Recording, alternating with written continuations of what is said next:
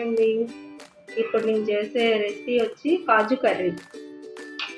కావాల్సిన పదార్థాలు: జీడిపప్పు, 4 ఉల్లిపాయలు, 3 టమాటాలు, నిమ్మకాయ, కొంచెం కొత్తిమీర, 2 పచ్చిమిరపకాయలు, కొద్దిగా కరివేపాకు. ఇది మేము అల్లం, వెల్లుల్లిపాయ, గసగసాలు, చెక్క, లవంగాలు వేసి పట్టి ఎప్పుడు ఉంచుకుంటామండి. అది ఇది ఇప్పుడు చేస్తున్నాను. కొంచెం నెయ్యిలో జీడిపప్పు వేయించుకోవాలి.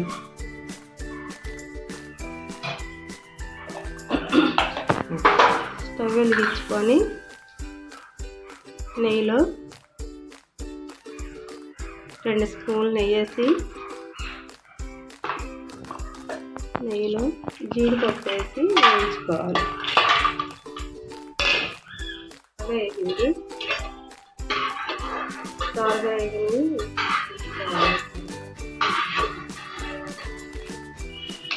2 గంటలు నూనె వేసుకున్నాను. 2:30 పట్టించలేదు.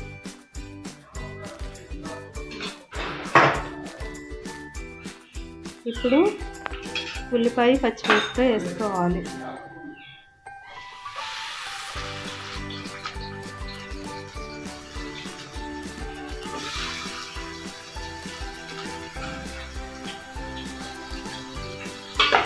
ఉల్లిపాయ, పచ్చిమిరపకాయ బాగా రెడ్గా వచ్చేంత వరకు వేసుకోవాలి. ఇది ఒక 10 నిమిషాలు పట్టించండి వేగేసరికి.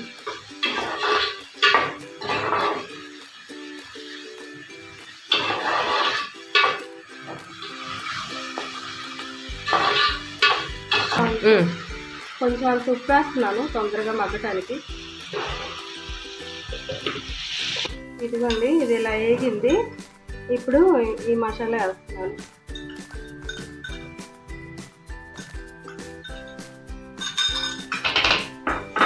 మసాలా వేగాక పచ్చిమిరపకాయ పోయేంత వరకు వేగాలి.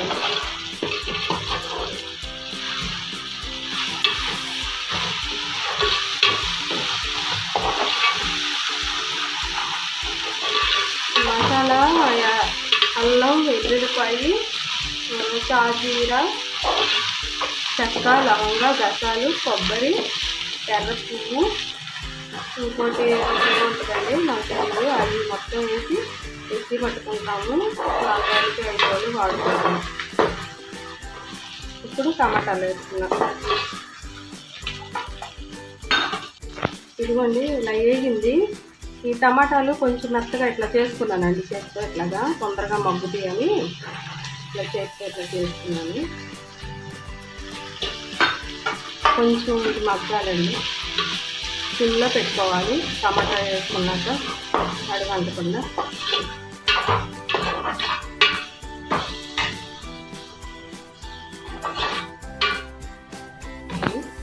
పెట్టుకుంటాను. ఇట్లా వచ్చిందండి. ఇంకొంచెం మగ్గాలి, దగ్గర కావాలి.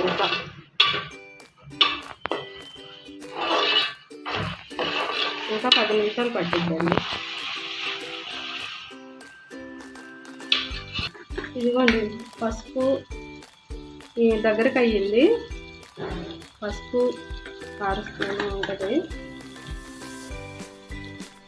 కారం అండి, కారం సరిపడా వేసుకోవాలి. ఇది కారం ప్యాకెట్లేనండి, మసాలా కారం. సాల్ట్ తిన్నాడు కొంచెం వేసాను, చూసి వేసుకోవాలి. ఇప్పుడు ఇంకొక 10 నిమిషాలు కానీ 5 నిమిషాలు కానీ దగ్గర కావాలండి. పచ్చి వాసన పోయేంత వరకు కూడా.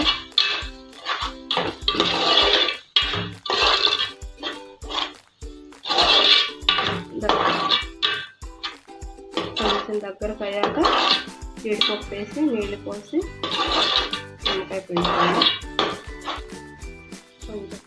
ఇంకొక 5 నిమిషాలు పట్టించండి. ఇట్లా వచ్చిందండి దగ్గరికి. ఏ కూర అయినా సరే నేను ఇట్లా దగ్గరగా చేసుకుంటాను.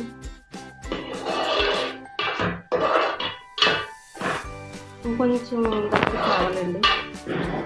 ఇవన్నీ దగ్గరకు అయితే గుజ్జుగా ఉంటుంది. సరేనండి, దగ్గరికి అయ్యింది. జీడిపప్పు వేస్తున్నాను. ఇదిగోండి 2 కప్పులు నీళ్ళు పోస్తుంది. ఈ కప్పుతో 2 కప్పులు పడుతుంది. అంటే నిండా పోయట్లేదు.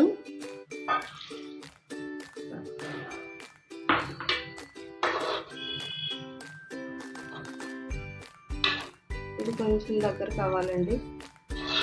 దగ్గరకు అయ్యాక కొత్తిమీర, కరివేపాకు, నిమ్మకాయ వేసుకోవాలి. దగ్గరకు అయ్యింది. స్టవ్ ఆపేస్తాను. ఆపేసాను.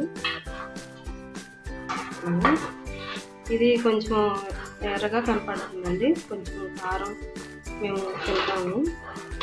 ఇప్పుడు దీంట్లోకి కొత్తిమీర, కరివేపాకు వేసి నిమ్మకాయ పెడుతున్నానండి. ఒక నిమ్మకాయ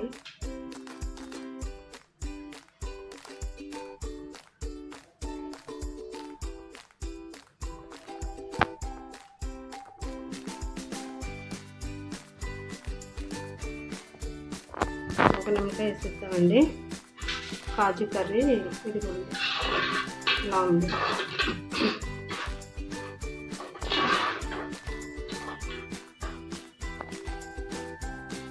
బాగుంటుందండి చపాతీలోకి తింటామండి మేము ఎక్కువగా. పుల్కా, చపాతీ, పచ్చన్నం వాటిలోకి చాలా బాగుంటుంది. అన్నంలో తక్కువ. మా ఇంట్లో వాళ్ళు మాత్రం అన్నంలో తింటారు. ఇంట్లో సింపుల్గా చేసుకోవచ్చండి. బయట కొనవసరం లేదు. ఒక మసాలా ఉంటే చాలు, అన్నీ చేసుకోవచ్చు. బాగుంటుంది. ఇదిగోండి ఇప్పుడు నేను చేసే రెసిపీ గోధుమ పిండి. ఇది పుల్కాలు చేస్తున్నాను. ఇదిగోండి గోధుమ పిండి. దీంట్లో నీళ్ళు, సాల్ట్ వేసాను. నూనె వేయలేదు.